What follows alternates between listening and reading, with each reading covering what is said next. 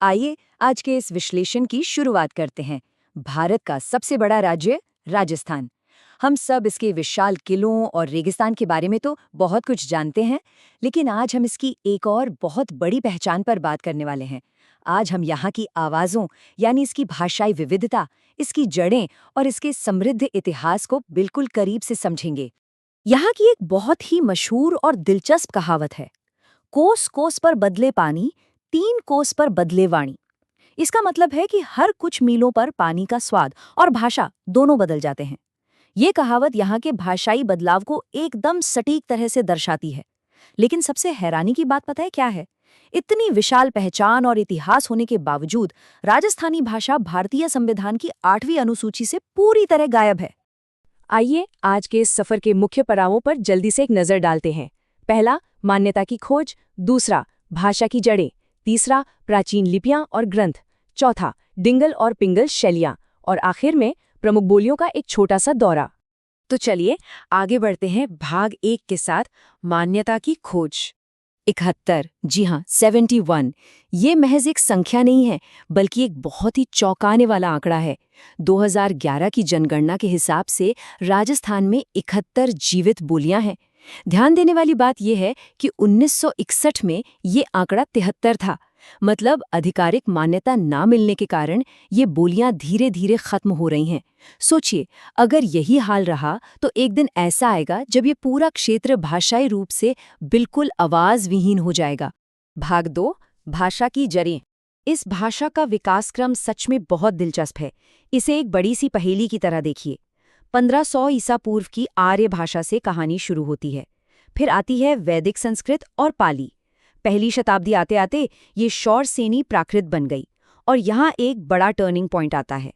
12वीं शताब्दी में शौरसेनी प्राकृत के गुर्जर अपभ्रंश से आधुनिक राजस्थानी और गुजराती दोनों भाषाओं का जन्म हुआ।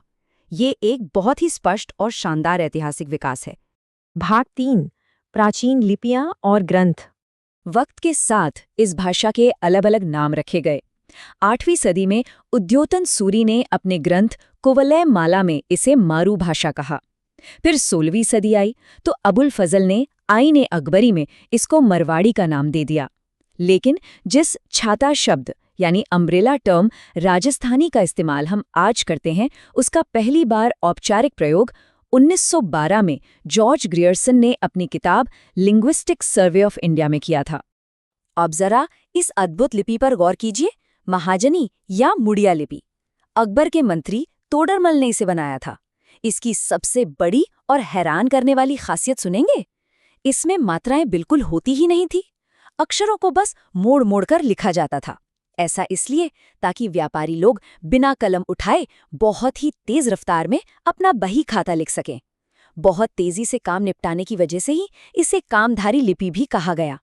है ना कमाल की बात? भाग 4, डिंगल और पिंगल शैलियां। राजस्थानी साहित्य को अगर एक पेड़ माने तो उसके 2 सबसे मजबूत तने हैं। बाईं तरफ देखिए डिंगल।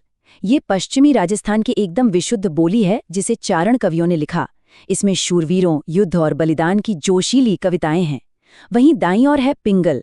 पूर्वी राजस्थान की इस शैली पर उत्तर प्रदेश के पास होने की वजह से ब्रज भाषा का काफी असर है। इसे भट्ट कवियों ने लिखा था और इसके छंद डिंगल के मुकाबले काफी नरम और मधुर होते हैं। भाग 5, प्रमुख बोलियों का दौरा। अब इन बोलियों के सफर की शुरुआत करते हैं पश्चिमी रेगिस्तान की मिठास के साथ। जरा इस खूबसूरत लाइन को सुनिए। थे घना चौखा लागू सा, मतलब बहुत अच्छे लग रहे हो। ये मारवाड़ी बोली की एक बहुत ही सुरीली और शानदार झलक है। मारवाड़ी के बारे में सबसे अहम बात यह है कि ये राजस्थान की मानक और सबसे पुरानी बोली है। क्षेत्रफल के हिसाब से ये सबसे बड़े इलाके यानी जोधपुर और उसके आसपास बोली जाती है। मीराबाई की प्रसिद्ध रचनाओं और प्राचीन जैन साहित्य में यही बोली मिलती है। और तो और मेवाती, शेखावटी और बागड़ी जैसी प्रमुख बोलियों का जन्म भी इसी मारवाड़ी बोली से हुआ है। एक तरह से ये बाकी बोलियों की नींव है। आइए अब राजस्थान के मध्य भाग की तरफ चलते हैं, जहां एक आम सवाल कुछ ऐसा सुनाई देता है। कथे जा छो, मतलब कहाँ जा रहे हो। इस वाक्य में 6 शब्द का बार बार आना ढूंढारी बोली की सबसे अनोखी पहचान है। ढूंढारी, जिसे जयपुरी या झाड़साही भी कहते हैं, मुख्य रूप से जयपुर और पूर्वी राजस्थान में बोली जाती है। इसकी आवाज बड़ा ही सटीक मिश्रण है। 6 शब्द का इस्तेमाल सीधे तौर पर गुजराती भाषा के प्रभाव को दिखाता है और उत्तर प्रदेश के करीब होने के कारण इस पर ब्रज भाषा का भी गहरा असर है। संत दादू दयाल ने अपने साहित्य में इसी प्यारे बोली का प्रयोग किया था। अगले पड़ाव पर चलते हैं और एक बहुत ही महत्वपूर्ण अवधारणा को समझते हैं। मेवाती सिर्फ एक बोली भर नहीं है, बल्कि ये एक सेतु या पुल का काम करती है। ये भौगोलिक और वैचारिक दोनों ही रूपों में पश्चिमी हिंदी को राजस्थानी भाषा परिवार के साथ जोड़ने का बड़ा ही अहम काम करती है।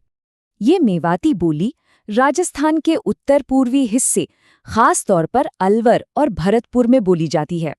क्योंकि ये सीमा पर स्थित है, इसलिए इसमें ब्रज और पश्चिमी हिंदी का बहुत मजबूत प्रभाव दिखता है। इसमें लाला जैसे स्थानीय हिंदी शब्दों का खूब प्रयोग होता है। लालदास जी और चरणदास जी के साहित्य में ये मिश्रित बोली प्रमुख रूप से दिखाई देती है। अब उत्तर से सीधे राजस्थान के हरे भरे दक्षिण पूर्वी क्षेत्र की ओर बढ़ते हैं। यहाँ हमें एक बिल्कुल नया भाषाई मिश्रण देखने को मिलता है, जिसे मालवी कहा जाता है। मालवी बोली मुख्य रूप से कोटा और झालावाड़ के आसपास बोली जाती है, जो मध्य प्रदेश की सीमा से लगता है। लेकिन यहाँ सबसे हैरान करने वाली बात क्या है?